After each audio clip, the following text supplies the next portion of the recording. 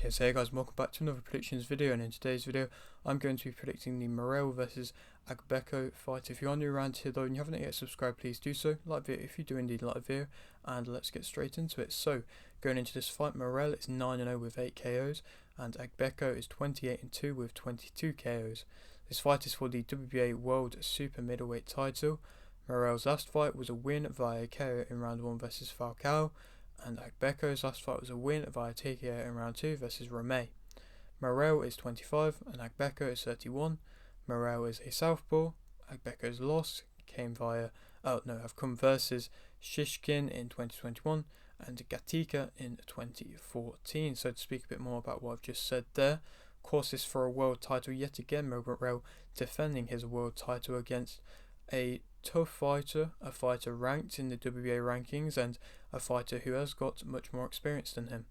Morrell's last performance though was a shutout, clear, destructive victory in round 1 versus Falcao in a fight which people were seeing as a step up, and he absolutely obliterated him and got him out of there with ease. And Agbeko's last fight was a bit more of a kind of keep busy fight and a bit more of a kind of just to get him out of their fight, but it was in October, and so that wasn't long ago, and I don't think he knew that this fight would be coming. Possibly he did, but possibly that's why he took the fight. But he got a stoppage victory yet again, showed his power, and I'm sure that's going to fill him with confidence going into this fight, who against a guy who maybe he might be seen as somebody who's possibly overhyped and just be seen that he's the less experienced out of the two. Of course, there's an age gap. Morrell being the younger one by 6 years. Agbeko, it adds more experience, but it also adds the age gap, and it's always a factor. Morrell being a southpaw, it's always going to be a tricky aspect as well.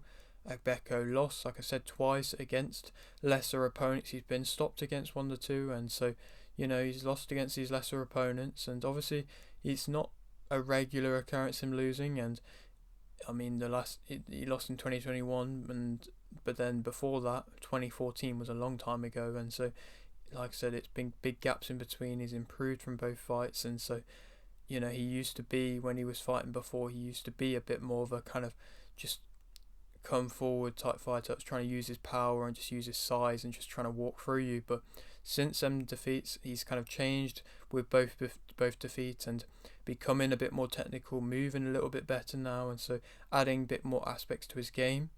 Also on this card though is Martinez vs Cordova for the WBC World Flyweight title, in which I think Martinez will win via unanimous decision. I think it would be a relatively convincing victory. I would like to hope so. I didn't even realise that he signed with PBC. I don't even know if he has signed officially or not, but he's fighting on this card, and I think this is going to be a relatively easy fight for him. I think he's fought against tougher opponents, and it's not really an amazingly good fight, but I think it would be relatively convincing, but I don't think he will be able to get a stoppage. I think he would go to the decision for this one. But to go back to the main event, which I am excited for this fight, to be completely honest. I love every time I watch the Morrell fight, and I mean, I'm about to describe the things he does well, and there's a lot there. So he of course has a lot of momentum going with him, and that's going to add with confidence. He's fast, he's strong, he's got solid defense, he's got good footwork, he makes good adjustments during the fight, he's been improving with every fight, he's got great placement in his punches, he works the space well, he gets finishes well, he's got power from every angle, he's got good shot variation, he can fight mid-range or in close, he's relaxed when he's fighting, he's punching through the guard, he's a pressure fighter, and he will definitely let his hands go. Like I said, great fighter, very well rounded, and like I mentioned, got a lot of momentum with him, and I mean, he's always had this hype. That's why he's a world champion after just 9 fights, and world champion before that. And the fact that he does just do a lot of things really well, like I said, it's just so entertaining to see. And the fact that he also has that power that can just stop anybody, and that one punch knockout power. But something that he does do so well, which I mentioned, is the fact that he gets power from every angle and just works that inside close range space so well with that shot variation. It's just when he gets you up against the ropes, that's where he's gonna do damage. He's gonna let his hands go, and it's just gonna be so destructive that it's so hard to be able to deal with. And I mean, nobody's been able to do it so far, and he seems to always be able to be in complete control the pace, and he can completely dominate you for a fight and go all the rounds if he wants to, but or he could just completely obliterate you and prove a statement and make a point and really just show everybody if he wants to as well. Like, it's just something that's so nice to see and shows why he is a world champion, like I mentioned. And I mean, I can speak about possible negatives about him, but when you're an opponent who, as a fighter, I mean, who's been fighting so well and so dominantly, and obviously he's not fought an amazingly good opponent yet, he's not fought a world title ranked opponent yet, I would probably say, but you know, he's still there and thereabouts and fighting tough fighters, and he's just making it look so easy. So it's hard to say things which he can do better or things that he's doing negatively or stuff like that, because he hasn't really fought anybody of crazily good note yet. He hasn't fought one in the top 5 yet, and so, you know, it's still very impressive though at 9-0 as well, and the fact that he's still, like I said, improving with every fight. But if I possibly name some negatives, he possibly may be moving too fast. You never know. It could all come catch up at him at once, but so far so good for him, I suppose. He might be getting a bit overconfident, a bit overlooking this opponent, and when you're against somebody who's got a lot of power and can shut out lights and has been proven to do that, you can't be overlooking, you can't be coming in too confidently. He's, like I said, not fought at the elite level yet. He's fast, but he's not overly fast. I've seen faster fighters as younger fighters coming up, and so possibly there's an aspect there. He hasn't really been put on the back foot much, and so if he is, how does he deal with that? He can drop his guard a bit at times, and against somebody like Agbeko is quite a good counter puncher, and like I said, does hit hard. Possibly could catch him with a lucky shot, or a shot that possibly times well, and then it hurts Morrell, and then we see what happens from there.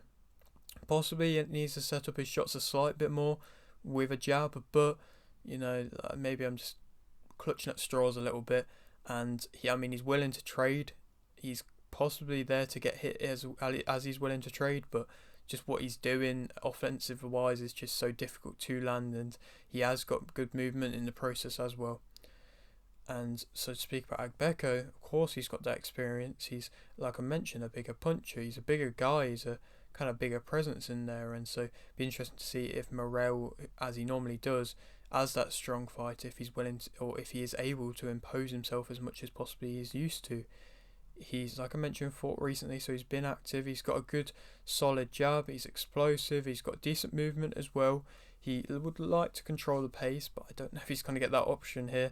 He's patient, he's got good counters, he's got good conditioning, he can handle pressure. I think he can handle a lot of pressure against him, and like I say, respond with counters. And so that's possibly going to be an interesting factor, and a factor that, like I've mentioned, Morrell might not be used to, and could be just something a bit different. It could make it his toughest test yet. We'll have to wait and see.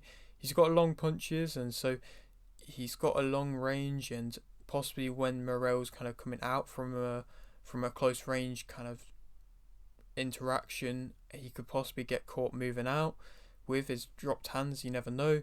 But you can also fight on the front and the back foot to Agbeko and do it equally as well. And so there's definitely aspects there that Agbeko could use to exploit Morrell with, but we'll have to wait and see if he can do that. Negatives about Agbeko: he can depend on his strength and power a bit. Like I mentioned, he used to do that a lot, but it's still in there in his game, and you can't really just be relying on that. He needs to move well, and he needs to counter well, and he can't just stand and trade on the ropes, which sometimes he does do. And you know, I just don't think he's ever going to win a fight when he's just standing and trading on the ropes against Morrell. He struggled against step-ups in the past, like I mentioned, and he's been stopped in the past against step-ups. This is his toughest test yet. He also drops his guard. He does it quite a lot. It leaves his head open, and you don't want to have your head open on the ropes against Morrell.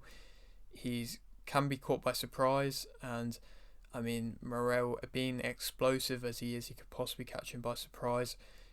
He can struggle to cut off the ring offensively wise, Agbeko, so if he does get Morrell on the back foot, Morrell, as a good mover, he could probably just move around.